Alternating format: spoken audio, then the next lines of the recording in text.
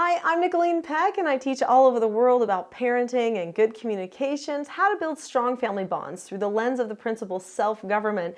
And in this video, I'm going to be talking about why kids make the same mistakes again and again.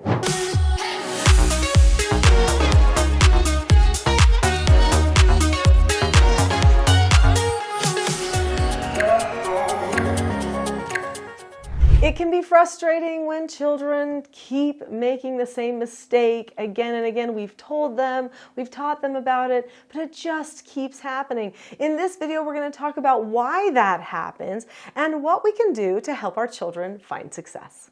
So what do you think? Are they really not listening to you? I have to tell you a story from my life. So I had a daughter who had tubes in her ears. For a long time, she had ear infections. For like 6 months of her life, she had ear infections when she was a baby. And we kept going different medication after different medication because of these ear infections that we could not get better. And finally, she had to have surgery and have tubes put in her ears and stuff like that. And I really thought, oh no, could she have any problem with her hearing because of all of this pressure she's had in her ears for all this time? Well, she hit about 3 years old, and I really was suspecting that probably when she was a baby, she had sustained some damage in her ears. In fact, there were many times where I would say her name and she would just not even respond to me whatsoever, or I would be telling her, hey, Paige, come here, and no response whatsoever. And I thought, uh-oh, something's wrong with her. So I scheduled an appointment with a doctor that would check her hearing and do some different tests and stuff. So I watched her do all of these tests, and she seemed to respond really well to the tests. And the doctor did some examinations, and she looked at me and she said, your child has perfect hearing.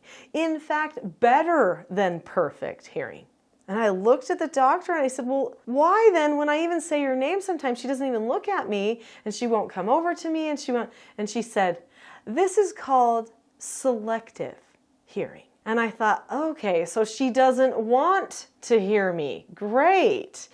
And what I didn't find out till later was that she has this tendency to just really focus in on something.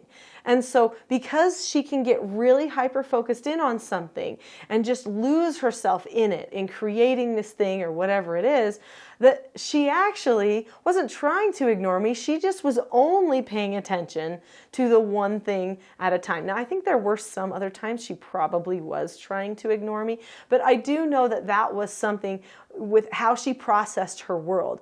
Come to find out, ear-wise is amazing. She has nearly perfect pitch. Musically, she is so gifted and everything else. So there definitely was nothing wrong with her ears. So why do children make the same mistakes again and again? Is it because they're not hearing us the first time?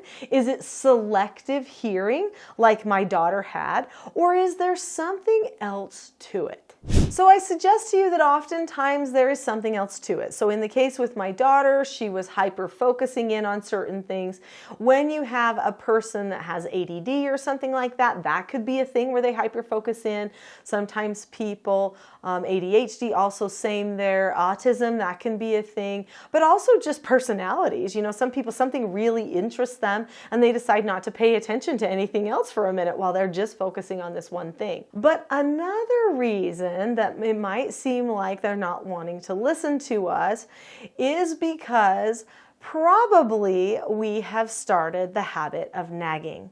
When you nag your child again and again because they keep doing the same thing again and again, then guess what? They just wait until you get to like the 5th time of nagging, till you've almost lost it, and then they go, oh, this might be the time where I probably should do it. They feel like they have time. So it's one of those things where the parent conditions the child that something is really different than what they say. And I know I did this at one point. I used to be with my children at people's houses, and they would get tired of being at the person's house, and I would look at my children and I would say, we're going to leave in just a minute, and of course some of my children could tell time, so they knew what a minute was. And I would say, we're going to leave in just a minute, I'm almost done talking here, and then I would continue talking with the person. And then I would tell them again, we're going to leave in just a minute. Sorry, not done yet, right? And I would keep talking with the person. And then We got to a point where I was at a person's house one day and I was talking to this person and I said to my children, we're going to leave in just a minute. And my son pipes up and he says, no, we're not. You always say we're going to leave in a minute, but we never leave in a minute. And so then when we started and I said, no, we really are going to leave in a minute. But they really didn't trust it. And I don't even know if I followed through. But then we started going places like the park and stuff like that. And I would say, hey, we've got to go. And they wouldn't come. And they're like, nah, mom doesn't really mean it. We'll come over there and then we'll have to sit and wait for her to finish talking to this other lady at the park or whatever it is. And so they stopped responding because I conditioned them. So if we nag our children, we could actually be conditioning them to keep doing the same thing again and again until it finally becomes a big enough deal to us. Another factor could be just where they are in their brain development. So every person makes mistakes again and again, but children especially need lots of repetition in order to finally figure out the best way to handle a situation. Their prefrontal cortexes, that part of their brain that does all of the logical problem solving, is not usually fully developed until they are in their mid-20s. When a person is in their mid-20s, finally they feel fully capable of solving all of their problems and they can see all the pieces really clearly. I know when they're 15, 16, 17, they think they can see it all very, very clearly. And their logical powers are greater than they used to be. And they felt their brains grow. But there still could be pieces that they're missing because their brains are not fully developed yet. So why do children mess up again and again? Sometimes they're trying to do it the right way, but they've just missed a piece of the puzzle because their brain just hasn't quite caught it yet. So we need to be patient with their brain development as well, just like we're going to be patient with ourselves when we wake up late the third day in a row. Is this interesting to you? We're going to talk about what to do here in a minute so that you don't have to keep nagging and so that you can help your children develop that prefrontal cortex and not make as many of those mistakes again and again as we're having patience with their development. But if this is interesting to you, definitely subscribe to this channel. There is a lot more here and there's more to come. So don't forget that notification bell as well because it will notify you when new videos come out that you are not going to want to miss. Click subscribe now. So what do you want to do instead? What if you could teach your children how to communicate with you so that you wouldn't have to nag them anymore? And what if these skills could also help them develop their prefrontal cortexes so that they suddenly become more mature than their peers? Did you know that's possible? So I teach self-government. The definition of self-government is being able to determine the cause and effect of any given situation and possessing a knowledge of your own behaviors so that you can control them. Even babies can start to analyze their own behaviors and choose behavior patterns that they think work to get desired results. Everybody learns by using cause and effect. But what parents often do is they bring emotion in or even manipulation in to try to power struggle with their children, which actually throws their children off course when it comes to self-analysis. Instead, they start worrying about how to control the parent instead of how to control themselves. So a wise parent teaches their children the skills that they need for communication with the parent, but also for communication with themselves so that they can focus their attention on becoming the best version of themselves that they can be, and that way they don't end up focusing on trying to manipulate or not care about certain things when they're talked to by their parent. So what are some skills that you could teach your child then so that they don't continue to make these same mistakes again and again and help develop and mature that prefrontal cortex? You know, I think many people think that you can't really help a person mature in their brain, that it just is what it is, but you actually can. And I've seen it happen again and again, even with my own children who, because of the skills they learned in communication with their family, were oftentimes much more mature than their same age peers that they were with at church and in the neighborhood and in other areas of their life, because they saw the world through this lens of, wait a minute, what am I capable of? Who is that person? Who am I? What do I know? And remember my 7-year-old son seeing a child have a tantrum at the city pool. The dad hands the child a phone so that the 3-year-old child will not have the tantrum anymore. And my son says to me as soon as we get in the car, "That was so sad, Mom." And I said, "What's sad, Porter?" And he said that dad is teaching that child a bad lesson. Because that child is having a tantrum and he gives him his phone, that child is going to think that every time he has a tantrum, he needs to get his phone. That is bad parenting.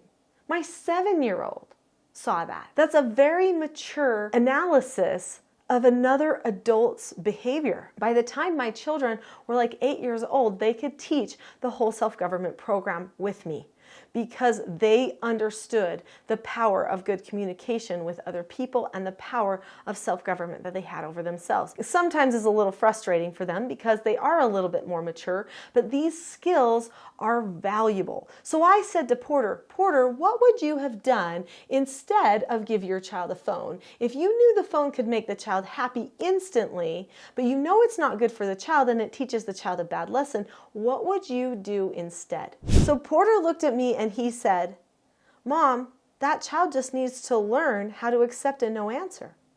He doesn't get to have what he wants right now. It's time to go home.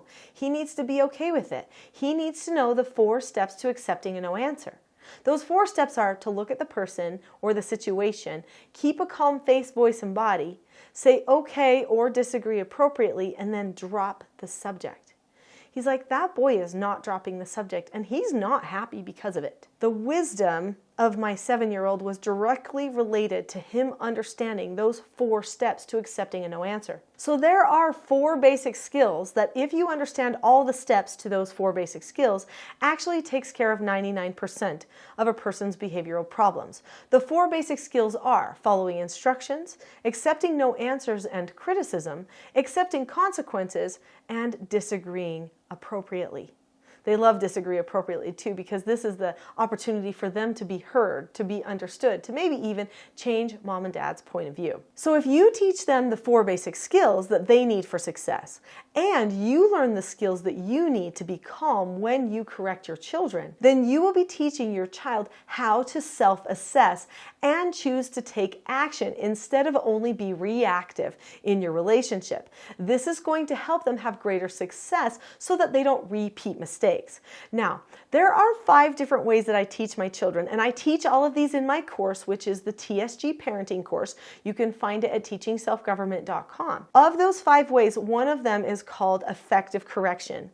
Effective correction is a connective, calm type of correction that also prepares a child to do something the right way in the future. So when I do a correction, I explain what happened that was wrong and why it was wrong, what they should have done instead, what negative consequence they've earned. Then we practice things the right way. Now, this type of correction focuses on moving forward instead of getting stuck on what went wrong in the past. So we take time to practice things the right way, talk about what should be happening instead. So we make each corrective moment a good teaching moment instead. This also prepares the child to logically get ready for when a situation similar to this might happen in the future, and it helps them see cause and effect in their relationships immediately. They practice it the right way and they see the difference immediately the right way. This will prepare them for future success so that they don't make the same mistakes as often. If you've enjoyed this video, I'm pretty sure you'll like my next video, which is actually a full-length class called The Not So Known Secret to Parenting Success. In that class, you will learn more about some of the skills that I've been mentioning, and you will hopefully learn ways that you can improve your calm tone as a parent as well. So click on the link to The Not So Known Secret for Parenting Success today. I'll see you there.